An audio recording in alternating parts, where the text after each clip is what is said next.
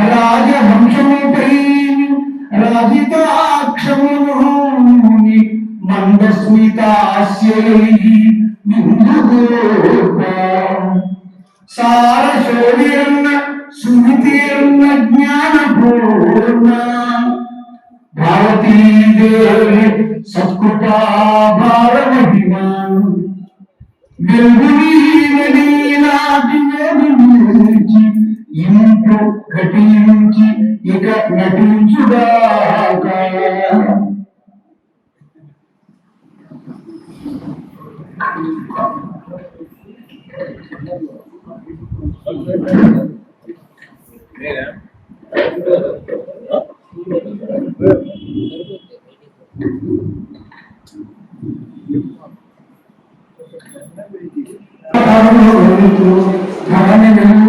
సభా కల్పకరుడు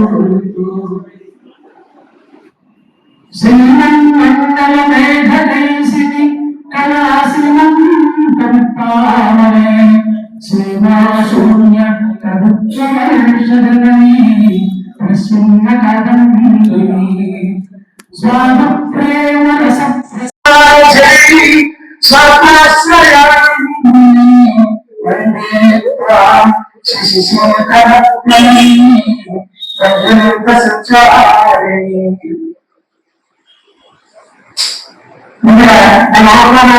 గమనించి ప్రవచనానికి వచ్చినటువంటి శ్రీ బ్రహ్మశ్రీ హరి శంకర్ శర్మ గారికి మన సంస్థ తరఫున మన ప్రయోజనం తరఫున సాహిత్య అభిమానం తరఫున చాలా స్వాగతాన్ని సమర్పిస్తూ వేదంతో సమానమైనది రామాయణం.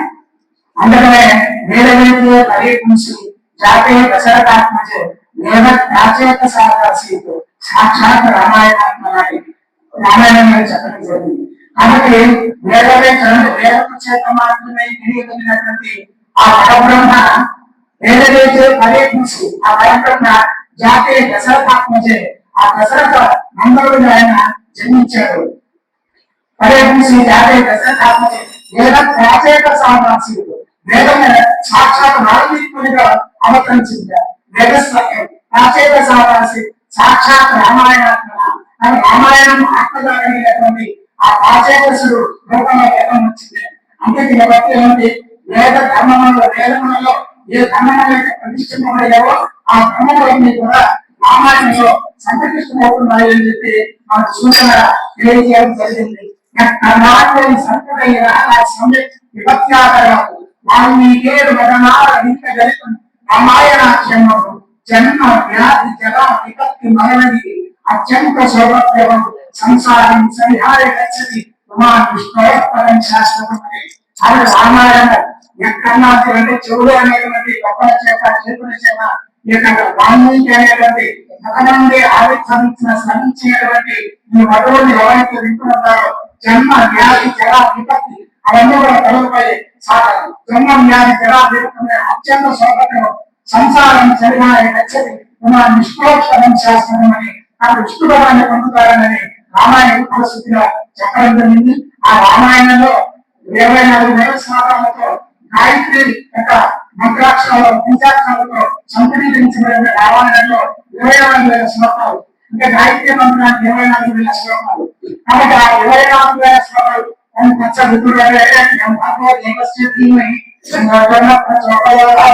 గాయత్రి మంత్రం మనం లెక్క పెట్టడానికి 23 అక్షరాలు వస్తాయి. అది 24 అక్షరాలు 24 ఎక్కడుందంటే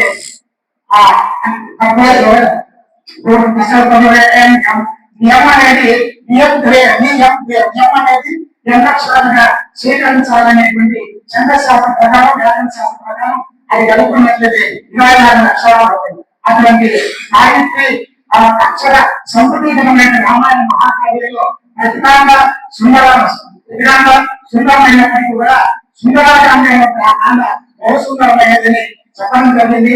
కాబట్టి సుందరే సుందరో సుందరే సుందరీ కథ సుందరే సుందరీ సీత సుందరే సుందరం. కాబట్టి సుందరం సుందరే సుందర రామ సౌందర్యవంతులు సౌందర్యవంతులు కావాలంటే ఆ రాముడు. కాబట్టి సుందరే సుందరి కదా ఆ యొక్క నామంలో ఎన్నుకున్నటువంటి వాటిలో సుందరకాండ చాలా సౌందర్యవంతమైనది. అంతేకాదు సుందరే సుందరి సీత సుందరమైన కన్నా సౌందర్య రాశి ఆ సీతా మహాసాత్రి సుందరే సుందరం. కాబట్టి సుందరకాండంలో సుందరం కానిది ఏదుంటుందని చెప్పడం జరిగింది. దీనికి అంతరార్థం ఏంటంటే రాముడు సుందరుడు, ఎలాగంటే నడకలు చెప్పిన సుందరుడు, అలాగే సీతా మహాసాత్రి శీల సంపద అయితే సౌందర్యవతి. అలాగే కథ సుందరం, కథ సుందరం. ఎందుకంటే అంతరార్థం తెలియజేసిన ఇది జీవబ్రహ్మ సన్మానం. రామాయణం అంటే పరబ్రహ్మ అంటే జీవాత్మ పరమాత్మ యొక్క సంయోగం రామాయణం చెప్పిన అంతరార్థంగా. అటువంటి తత్వాన్ని గాయత్రి మంత్ర తత్వార్థాన్ని నిరూపించినటువంటి గాయత్రి యొక్క రామాయణంలో ఆ వాల్మీకి పుట్ట రామాయణ మహాకావ్యంలో సుందరకాండ గురించి మన గురువు మన మిత్రుడు ఆ హరి శంకర సమ్మ గారు ఇచ్చేశారు. అది మన మాటలతో కాదని వృధా చేయకుండా ఎంత ఎక్కువ అంతవరకు కూడా వారి యొక్క రాగముఖాన్ని విని ఫలితాన్ని చెప్పి తెలియజేస్తూ వారిని ప్రవచనాన్ని కొనసాగించవలసిన ప్రార్థిస్తున్నాను.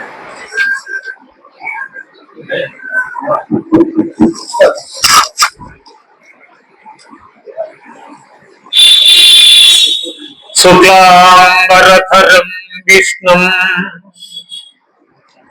శశివర్ణం చతుర్భుజం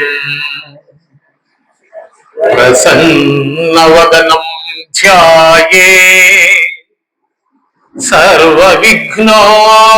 సర్వవిఘ్నోపశాంతయే. గురుర్బ్రహ్మా గురుర్విష్ణుః గురుదేవో మహేశ్వరః గురు సాక్షాత్ పరం బ్రహ్మ తస్మై శ్రీ గురవే నమః. జ్ఞానానందమయం దేవం నిర్మల స్ఫటికాకృతిం ఆధారం సర్వ విద్యానాం దక్షిణామూర్తయే.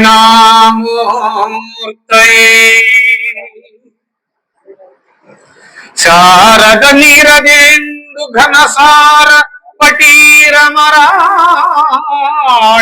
మల్లికాకార తుషార తేన రజతాచల కాశ్యపణీశ కుందమందార సుధాపయోధి సీతామరస అమరవాహిని శుభాకారతనుకు నిన్ను మదిగానగనడు కల్గు భారతి. అంకముజేరి శైలతనయాస్తన దుగ్ధములాను వేళ బాల్యాంక విచేష్ట తొండమున అవలితంగబళింపబోయి ఆవంక కుచంబుగానక అసి వల్లభహారముగాంచి ప్రే మృణాళాంకుర శంకనంటెడు గజాసిగుల్తు అభీష్ట సిద్ధికై కూజంతం రామ రామేతి మధురం మధురాక్షరం ఆరుహ్య కవితా శాఖాం వందే వాల్మీకి కోకిలం. రామాయ రామభద్రాయ రామచంద్రాయ వేధసే రఘునాథాయ నాథాయ సీతాయ పతయే నమః. ఆపదామపహర్తారం దాతారం సర్వసంపద లోకాభిరామం శ్రీరామం భూయో భూయో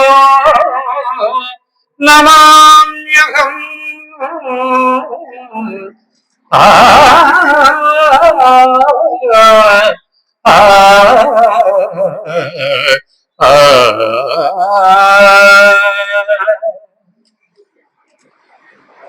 మహితాత్ములైన వేదికను అలంకరించిన పెద్దలందరికీ శిరస్సు వంచి నమ్రతగా పాదాభివందనం. ఆత్మీయులైన చిన్నారులందరికీ నా శుభాశీస్సులు. కిషోర్ నాకు ప్రాణమిత్రుడు. ఆడిన ఒక మాట, నడయాడిన ఒక బాట,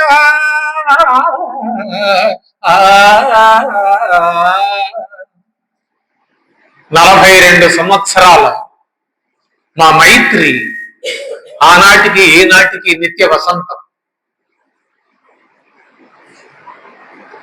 వాడి ప్రోద్బలంతో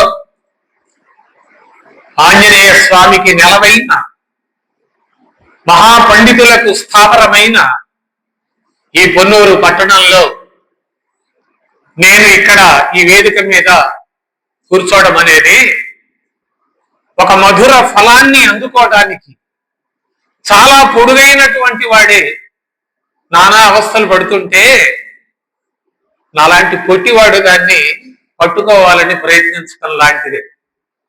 విజ్ఞులైన మీ అందరికీ రామాయణ సుధ తెలియనిది కాదు. కానీ ఈ సాయం సంధ్యా సమయంలో ఈ గాయత్రి మండపంలో ఇందరు రసజ్ఞుల మధ్య నాకు తోచిన 4 మాటలు చెప్పటానికి విజయవాడ నుంచి వచ్చాను.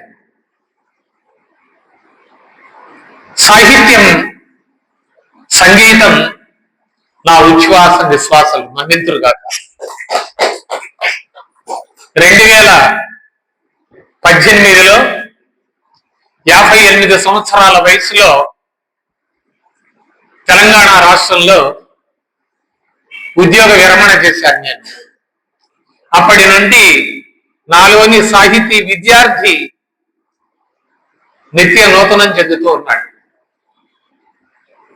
ఏదో ఏదో ఏదో మనకు తోచిన 4 మాటలు సమాజానికి అందించి పెద్దల ముందు సంభాషించి అందులో ఉన్నటువంటి గుణ దోషాలను తెలుసుకొని మరి కాస్త రాణించాలనేటువంటి ఉత్సాహంతో ఎన్నో వేదికల మీద ఉభయ తెలుగు రాష్ట్రాల్లో రమారమి ఒక 1000 వేదికల మీద నా సాహిత్య ఉపన్యాసాలు ఇచ్చున్నాను. ఈరోజు మీ అందరి ముందుకి రావడం మహదానందకరంగా ఉంది నాకు. అంశం సుందరకాండ.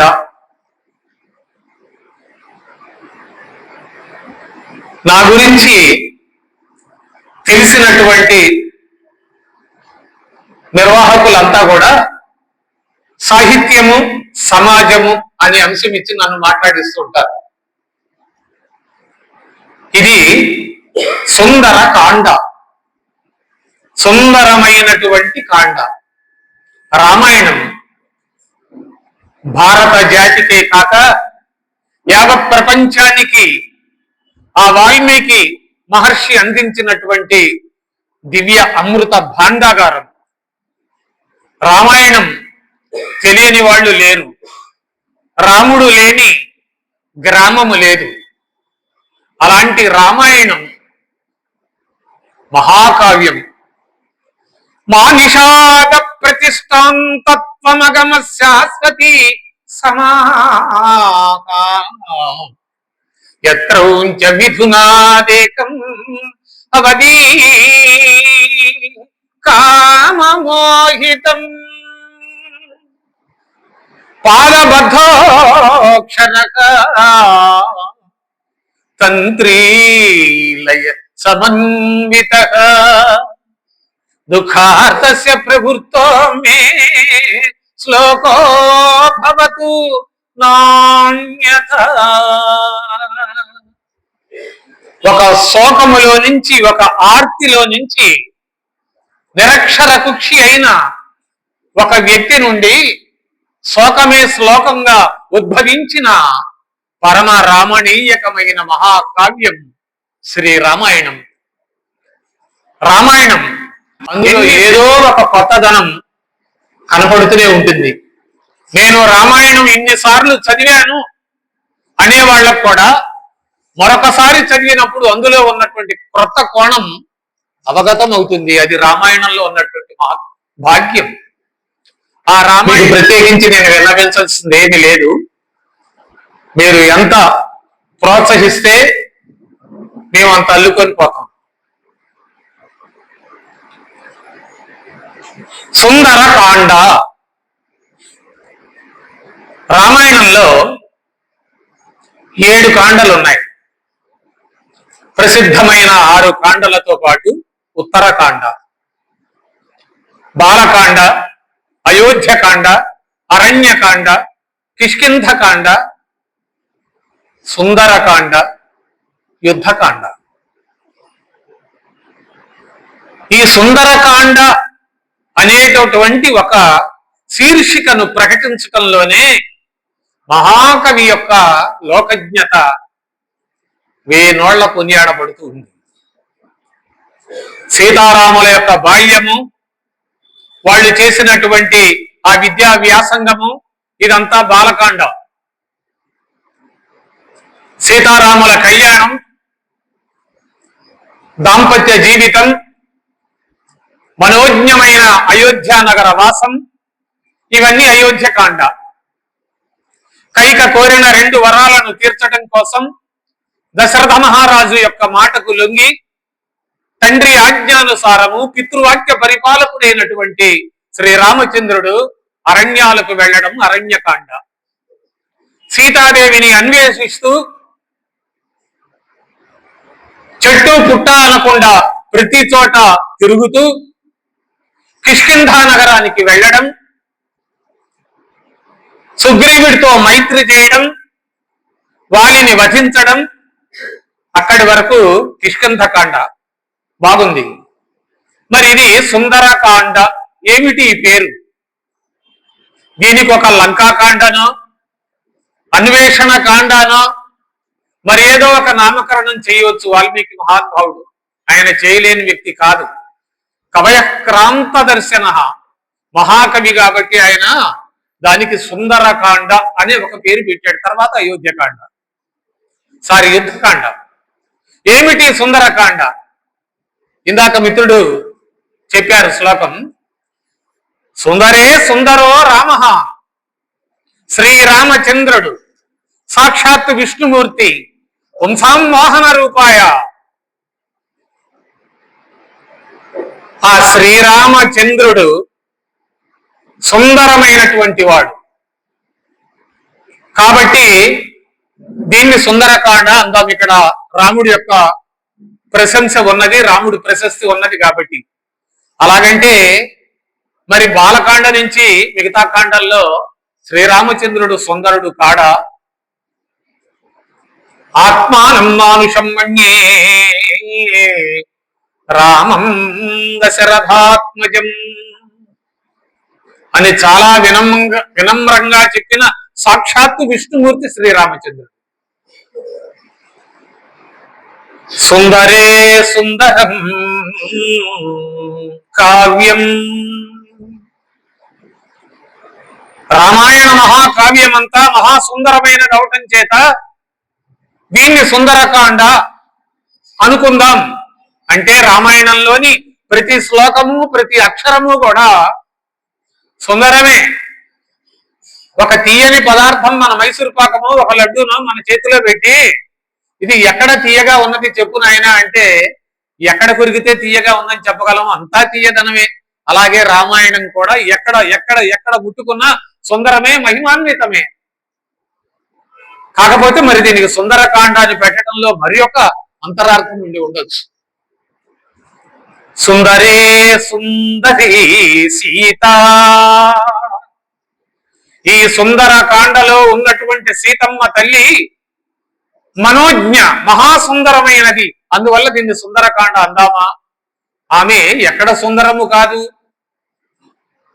అయోనిజ, మనవలే పుట్టినటువంటిది కాదు. ఆమె సాక్షాత్తు వేదమాత సీతాదేవి రూపంలో ఉద్భవించింది. ఆమె ప్రతి కదలిక సుందరమే. అగ్నిదేవుణ్ణే శాసించగలిగినటువంటి మహామ తల్లి కాబట్టి మరి ఇంకా ఏదో నిగూఢమైనటువంటి అర్థం ఉండాలి. సుందరే సుందరం వనం, అశోక వనాన్ని ఇందులో వర్ణించడం జరిగింది. ఆ అశోక వనము యొక్క సుందరత్వ ఈ కాండను సుందరకాండ అందామా?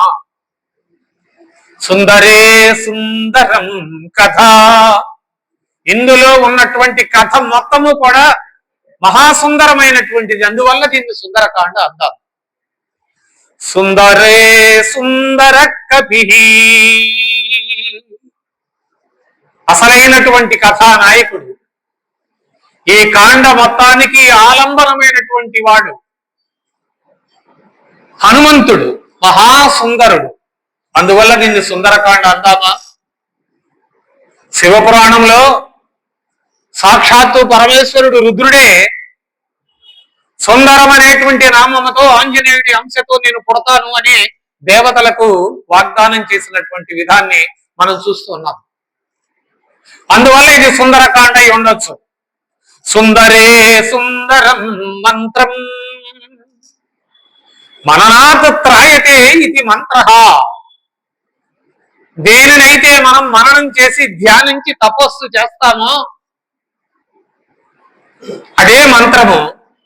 ఇందులో ఉన్నటువంటి రామ సీత హనుమ మంత్రాలు సుందరమైనటువంటివి.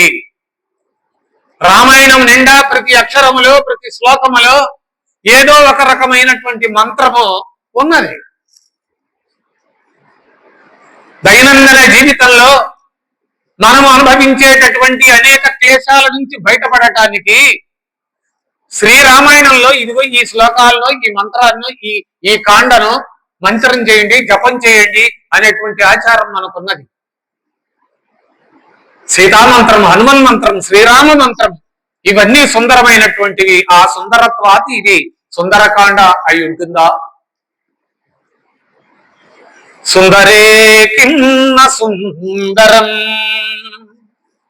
ఇందులోని ప్రతి అంశము, ప్రతి అణువు, ప్రతి అక్షరం కూడా సుందరమైనటువంటిది కావడం చేతనే ఈ కాండకు విశేషించి సుందరకాండ అనేటువంటి పేరు సాహితీ జగత్తులో, కావ్య ప్రపంచంలో అన్వర్థక నామంగా మిగిలిపోయింది. అలాంటి సుందరకాండ ఈ రోజున మీ ముందు నేను రేఖామాత్రంగా మాత్రమే చెప్పబోతూ ఉన్నాను. సుందరకాండ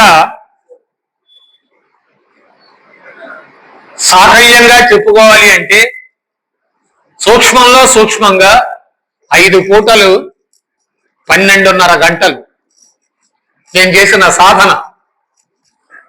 మరి అంత సమయాన్ని మనం ఇక్కడ వెచ్చించలేం.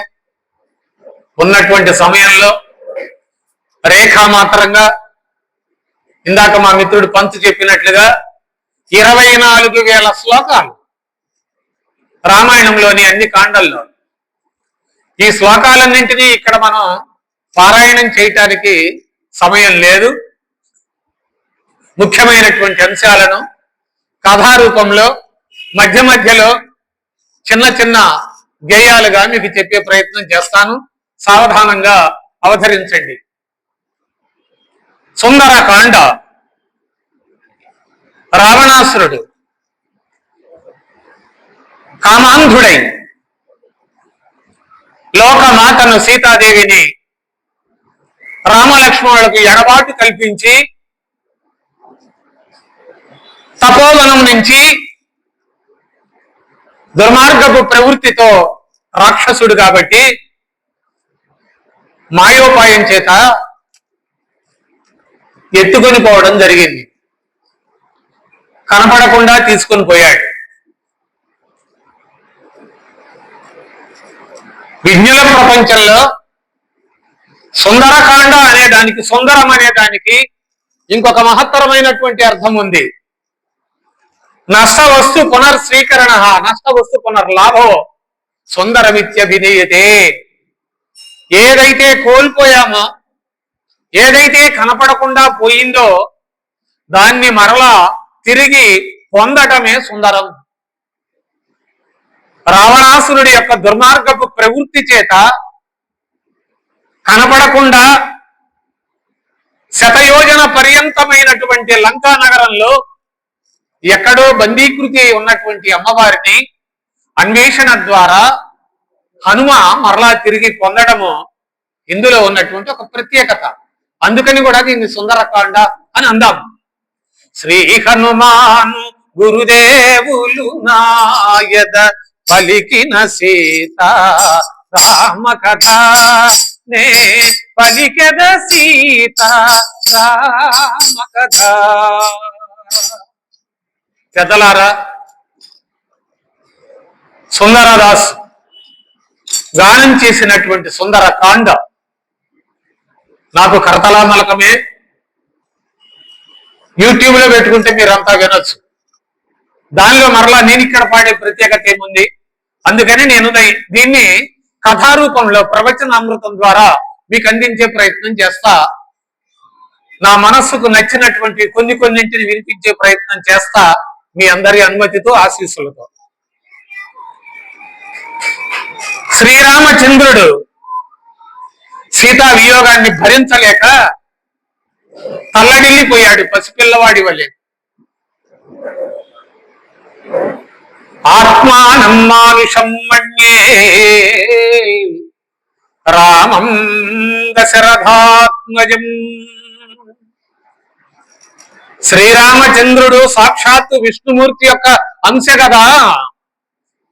రావణాసురుడు ఎత్తుకు వెళ్ళినటువంటి సీతమ్మ వారిని ఆయన దివ్య దృష్టి చేత ఎక్కడ ఉన్నదో చూసి గమనించలేడా అనే సందేహం మనకు రావాలి.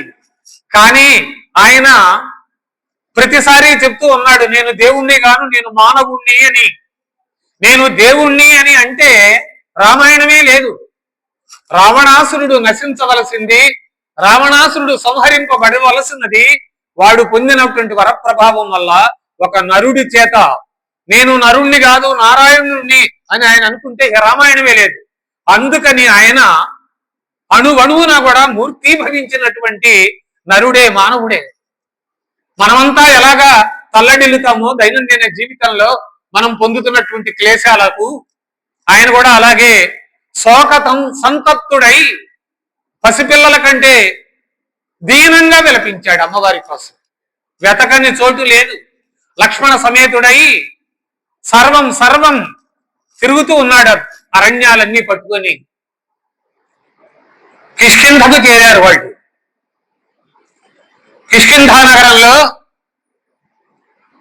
ఆంజనేయుడి యొక్క సమాగమం, ఆయన ద్వారా సుగ్రీవుడి యొక్క స్నేహము, దర్శనం జరిగాయి.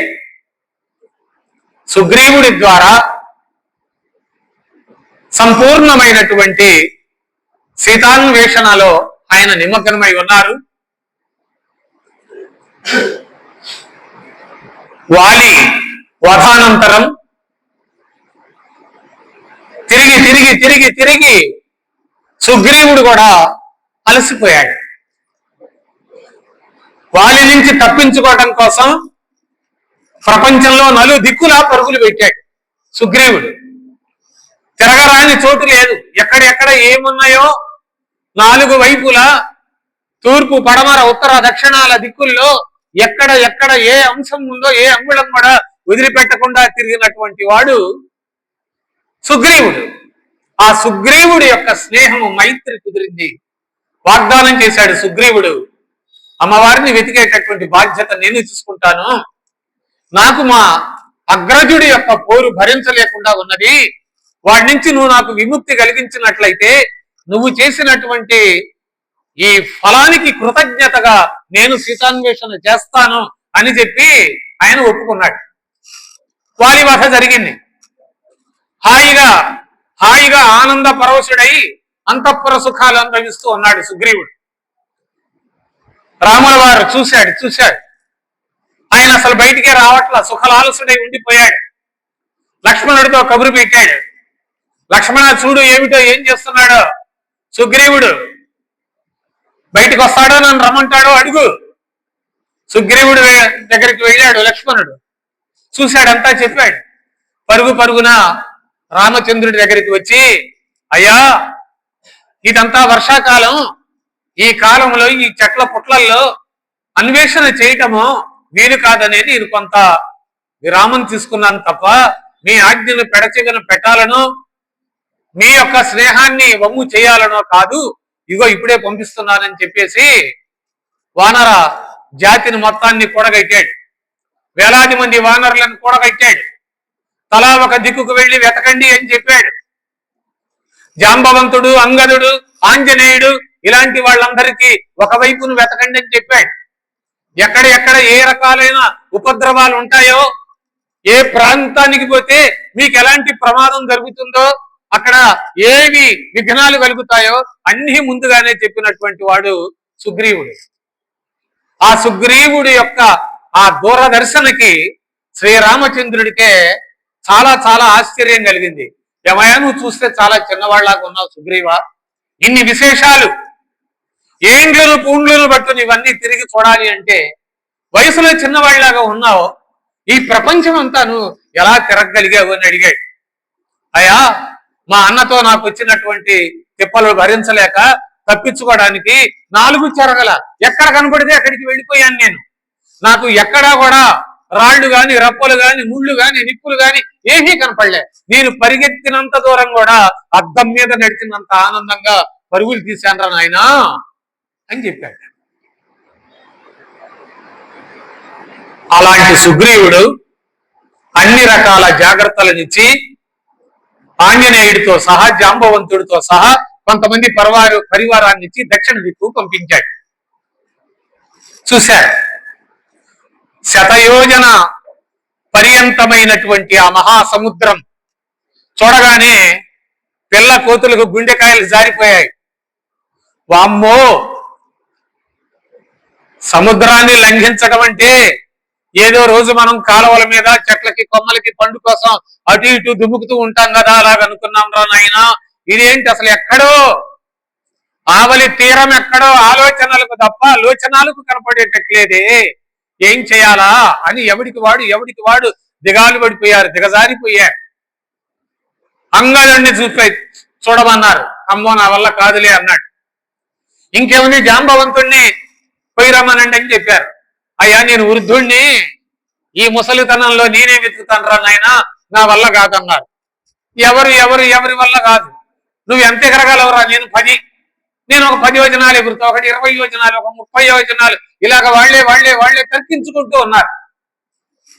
రామ్ రామ్ రామ్ రామ్ రామ్ రామ్ మౌన ముద్రలో, మౌన మంత్రంలో ఒక బండరాయి మీద కూర్చొని ఉన్నాడు మౌనంగా ఆంజనేయ స్వామి.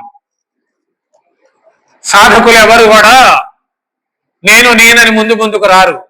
తరువుల తిరస ఫలభారగురుతగాంచు నింగి వ్రేలుచు అమృతమ సంగుమేఘుడు ఉద్ధతులు కారు బుధులు సమృద్ధి చేత జగతినుపకర్తలకు నిధి సహజ గుణము. ఆయన తగినటువంటి వాడు కాబట్టి తగిన సమయంలోనే వద్దాం లేని అలాగే కూర్చున్నాడు. నాయన ఆంజనేయ నీ సంగతి ఏంటని అడిగారు. అమ్మో మీరు ఇంతమంది పెద్దవాళ్ళు, ఇంతమంది మహాయోధులు ఉండగా మీ వల్ల కానీ నా వల్ల అవుతుందా అన్నారు. జాంబవంతుడు చెప్పాడు, అరే నాయనా నీ గొప్పతనం ఏంటో నీకు తెలియదు, మునిశాపం ఉంది. నువ్వు చాలా గొప్పవాడివి, ఏ పనైనా నువ్వు చేయగలవు అని ఆయన జన్మ రహస్యాన్ని చెప్పి ఆంజనేయుని అతులిత బలధామం స్వర్ణశైలాభదేహం ధనుజవన కృశానం వానరాణామధీశం రఘుపతి ప్రియ భక్తం వాతజాతం నమామి.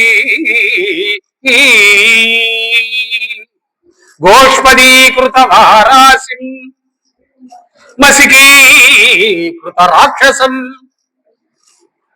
100 యోజనాలు వ్యాపించి ఉన్నటువంటి ఈ సముద్రం అంతా నువ్వు తలచుకుంటే ఆవు గిట్ట ఎంత ప్రదేశాన్ని ఆక్రమిస్తుందో అంత స్వల్పం ఆయన నువ్వు తలుచుకుంటే. మసికీకృత రాక్షసం,